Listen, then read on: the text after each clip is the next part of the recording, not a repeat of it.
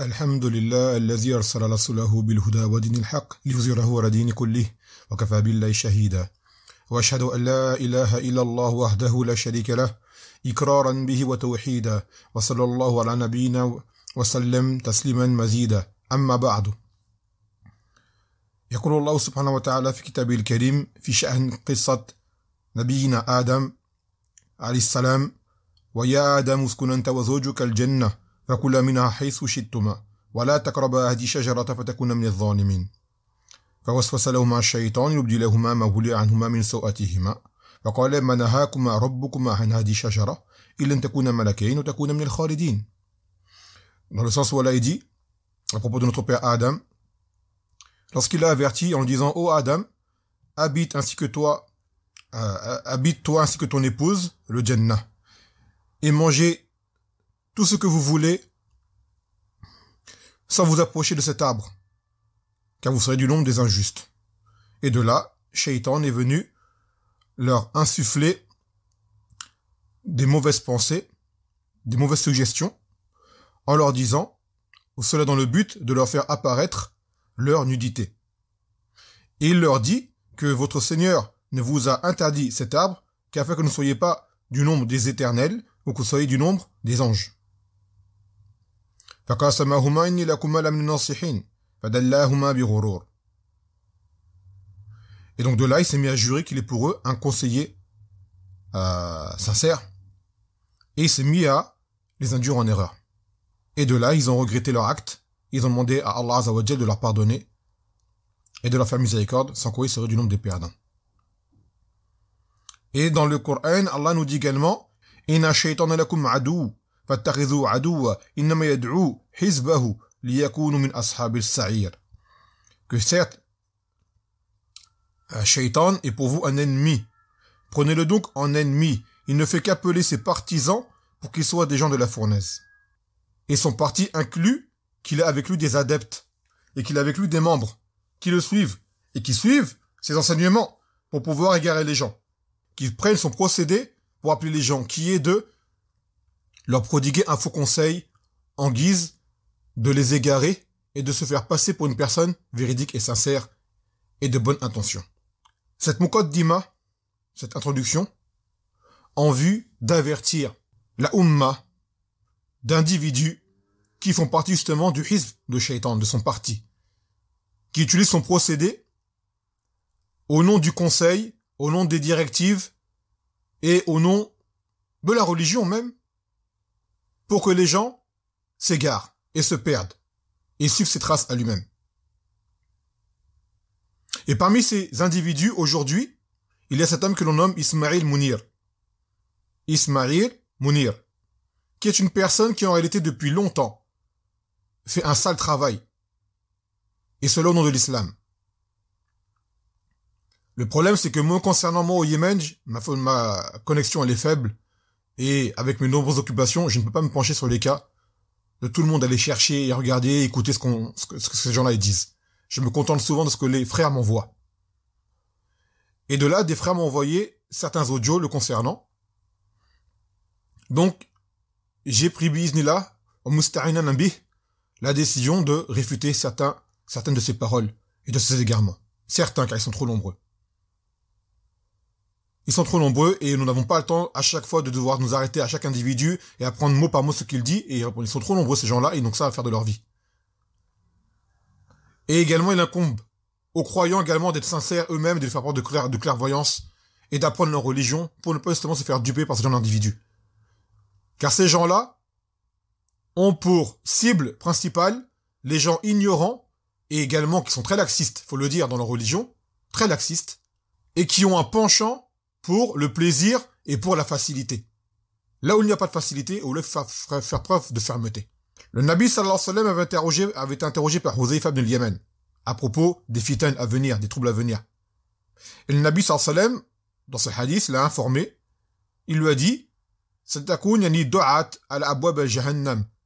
Man ajabahum ilayha qazafuhu fiha. Qultu ya Rasulullah صفهم لنا قال هم من جلدتنا ويتكلمون بألسنتنا يعني من العرب متفق عليه. Qu'il a dit qu'il y aura des prédicateurs aux portes de l'enfer ceux qui répondront à ces prédicateurs-là, ils seront jetés, c'est-à-dire en enfer. Et Huzaifa, elle a dit, décris-le-moi au messager d'Allah. Il a dit, ils sont de notre ethnie, de notre peau, et ils parlent notre langue, c'est-à-dire, ce sont parmi les Arabes. Parmi les Arabes.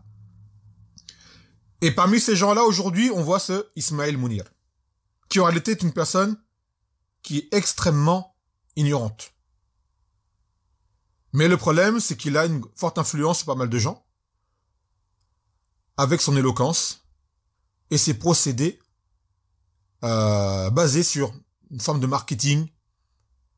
D'accord? Donc on m'a envoyé un audio sur lequel on va faire un ta'liq aujourd'hui. Et par la suite, peut-être que d'autres ta'liqat viendront sur d'autres audios. Biznillah ta'ala. Là, il s'agit d'une première étape. Voyez? Donc voici l'audio. Parce qu'après, moi, je suis converti depuis 7 ans. Et avec ma mère, malgré que ça fasse 7 ans et que bon, les rapports soient un peu détériorés, elle n'arrive pas à se faire à l'idée que je suis musulman, en fait. Et je sais pas si tu avais des conseils à me donner par rapport à ça. Bah, le conseil que j'aurais à te donner, c'est déjà taille ta barbe. Ouais, c'est vrai qu'elle est très important. Que ton apparence reste abordable. La barbe hirsute, il n'y a rien qui oblige cela à l'islam. Tu vois. Taille ta barbe, fais des efforts pour que ton islam il soit discret. Et tu rends pas ton islam discret par faiblesse, tu le rends discret par sagesse. L'islam, c'est d'abord quelque chose qui n'est pas visible. C'est ce qui se passe dans ton cœur. C'est ton rapport avec Dieu, c'est ta foi en Allah. Allah, il n'est pas visible, les anges ne sont pas visibles. Tu vois ce que je veux dire? Quand tu pries, la réalité de la qualité de ta prière, c'est ce qu'il y a dans ton cœur, c'est pas visible. Donc il faut arrêter avec cet islam visible, identitaire, et essayer d'aller plutôt vers un islam qui est profond, spirituel, un islam dans lequel ce qui bouge et ce qui est visible chez toi, c'est ton changement de comportement. En fait, on voit que tu deviens une meilleure personne. Si tu arrives à faire en sorte que ta mère, elle associe dans sa tête ton islam, non pas à des poils et des trucs bizarres, un kramis, c'est tout, mais qu'elle associe à l'islam le fait que tu deviens meilleur, que tu deviens plus sage, une meilleure personne avec un meilleur caractère, eh ben, je suis sûr que tes problèmes, ils changeront. Donc il dit que tailler la barbe pour avoir une attirance, ou plutôt, tailler la barbe pour avoir une apparence abordable. Plus loin, il dit que l'islam, et que la vision de l'islam, ne doit pas être liée à des poils ou des trucs bizarres. Wali'adhu billah. يقول سبحانه وتعالى ذلك بأنهم كرهوا ما أنزل الله فأحبط أعمالهم. C'est parce qu'ils ont eu de la répulsion pour ce que Allah a fait descendre, il a rendu donc vaines leurs œuvres. وقال سبحانه قل بالله وآياته ورسوله كنتم تستهزئون لا تعتذروا قد كفرتم بعد إيمانكم إن نعفو عن طائفة منكم نعذب طائفة بأنهم كانوا مجرمين. Dans le sens où Allah dit, est-ce d'Allah et de ses versets et de son messager dont vous vous moquiez? Ne vous excusez pas, vous avez certes mécru après avoir eu la foi. Et si jamais nous pardonnons à un groupe d'entre vous, nous châtierons un autre groupe, car ils étaient des criminels. Donc ce genre de paroles laisse apparaître deux choses, soit de la répulsion pour ce qui touche à la religion, et ça c'est parmi les nawaqid de l'islam, les annulatifs de la religion, comme le verset le démontre. Et deuxième chose, c'est de la moquerie envers de la religion. Et ça a également été parmi les annulatifs de l'islam. Se moquer d'une chose de la religion. La barbe est une chose qui est obligatoire. قال النبي صلى الله عليه وسلم اعفوا اللحى خالفوا المشركين اعفوا اللحى. Il a dit, laissez pousser vos barbes. Contredisez les mouchriquins qui eux se rasaient la barbe. وقصوا الشوارب et taillez-vous les moustaches. Car parmi les gens du livre, eux avaient la barbe, mais laissaient la moustache pousser. Comme à l'exemple des juifs et des chrétiens. Donc c'est un ordre du Nabi sallallahu alayhi wa sallam. Il n'y a rien qui amène à s'y opposer et à le transgresser. Donc cette barbe, elle est obligatoire, contrairement à ce que dit ce Ismaël Mounir. Bien que certains ulama ne voient pas forcément cet avis-là, mais le hadith en est même une preuve. Et qu'il n'y a rien qui s'y oppose. Et que le sahaba ne se taillait pas la barbe. Il est venu que Ibn Omar le faisait, et ça c'est un ijtihad de sa part, il ne le faisait que lors du hajj. C'est tout. C'est tout. Il coupait ce qui dépassait de sa main. Et non pas un taillage comme cet Ismaïl il appelle. Avoir une barbe, n'est-ce pas une apparence abordable? Que la barbe, les poils sont des choses bizarres. Wali'adhu billah. Et cela fait penser à des paroles de ce Hassan Hussein, qattarallahu lisanah, qui lui-même disait à l'époque, dans un audio, où il se moquait de la barbe, en disant que il ressemblait à un diable. que les gens le fuyaient quand il avait sa barbe? Est-ce parce que je ressemblais à un diable? Avec mon turban 33 tours? C'est la même chose. Donc déjà, premier mauvais conseil. Si encore il s'était contenté de dire, toi la barbe. Mais cette parole en plus, billah. Ensuite, il dit que l'islam, c'est d'abord ce qui n'est pas visible. C'est d'abord ce qui est dans ton cœur. Cela s'oppose totalement à ce que a dit le Nabi sallallahu alayhi wa sallam lorsqu'il a été interrogé à propos de l'islam par Jibril lui-même, qui lui a dit, Ya Muhammad, akhbirni an l'islam. Informe-moi, qu'est-ce que l'islam? Qala, an tashhad an la ilaha illallah wa anna Muhammad Rasulullah wa tuqim as-salat wa tuti az-zakat wa tasum Ramadan wa tahujj al-bayt. Il a dit, Jibril l'a interrogé sous l'apparence humaine, ô Muhammad, informe-moi à propos de l'islam. Il a dit, l'islam, ce sont d'abord les deux attestations. Ensuite, que tu accomplisses ta salat, que tu t'acquittes de la zakat, que tu jeûnes le jeûne de Ramadan, et que tu fasses le hajj, si tu le peux. Et de là, les ulama, ils ont dit que l'islam s'applique en général sur les actes apparents. C'est la soumission. Cette soumission, elle est apparente. D'accord? Elle est apparente. Les actes apparents sont appelés l'islam. Et l'iman, la foi, ce sont les actes intérieurs, en général. Bien que l'un peuvent avoir le sens de l'autre. Mais lorsqu'ils sont cités communément, ils se séparent dans le sens. L'islam veut dire les actes apparents, et l'iman veut dire les actes intérieurs. Et malgré tout, l'iman, la foi, c'est qawl, wa i'tiqad, wa amal bi jawarih, wa yazid bi ta'a wa yanqus al ma'siyah. Que la foi, c'est une parole, c'est-à-dire on le prononce, on l'a pour croyance dans le cœur et on applique par les membres. Et que cette foi monte et descend. Cette foi peut monter par les actes d'obéissance et descend par les obéissances. Donc cela également réfute sa parole qui est, c'est d'abord ce qu'il y a dans ton cœur. Dans le cœur et dans les membres. Dans les actes également. Et ça, c'est la croyance des Murji'ah qui disent que d'abord l'islam, la foi, c'est ce qu'il y a dans le cœur. On dit c'est dans le cœur et pas seulement dans le cœur. وقال النبي صلى الله عليه وسلم في حديث النعمان ابن بشير قال في آخر الحديث ألا إن في الجسد مضغة إذا صلحت صلح الجسد كله وإذا فسدت فسد الجسد كله ألا وهي القلب. Il a dit, le Nabi sallallahu alayhi wa sallam, il y a dans le corps un bout de chair. Lorsqu'il se voit vertueux, le reste du corps le sera également. Et s'il se voit corrompu, le reste du corps le sera également. Et il s'agit du cœur. Donc ce qu'il y a dans ton cœur ressort à travers ton corps. Ce n'est pas que dans le cœur seulement que ça se passe. Et déjà في حديث أن النبي صلى الله عليه وسلم قال عن أبي هريرة عند مسلم إن الله لا ينظر إلى أجسامكم ولا إلى صوركم ولكن ينظر إلى ما في قلوبكم وإلى أعمالكم. Que Allah ne regarde pas votre apparence ni votre corpulence, mais il regarde aux corpulences votre apparence. Non, ça va ensemble. Mais il regarde ce qu'il y a dans vos cœurs, il regarde vos actes. Il regarde vos actes. Donc ça va ensemble. L'un ne va pas sans l'autre. Et avoir une barbe, cela ne contredit pas le hadith que Allah ne regarde pas notre apparence. Le hadith de notre apparence dans le sens où Allah regarde si tu es peut-être grand, tu es petit, si jamais tu es beau, ou tu n'es pas de la sorte, et ainsi de suite. Mais laisser pousser la barbe, cela est un acte qui serait parmi les choses que Allah Azza wa Jal regarde. Et par lesquelles tu prends une récompense si tu obéis, par obéissance, et tu menaces de châtiment si jamais tu transgresses. Non. Également, il donne l'exemple en disant que la qualité de la salat, de la prière, c'est ce qu'il y a dans ton cœur. La salat, c'est une adoration qui est basée sur des actes avec des piliers et des conditions. Et cette salat peut se voir invalide, annulée, à cause d'actes mal accomplis, d'actes apparents mal accomplis. Comme de la hadith d'Abu Huraira, lorsqu'il racontait l'histoire de cet homme, qui faisait mal la salat. Il est rentré, il a fait la salat.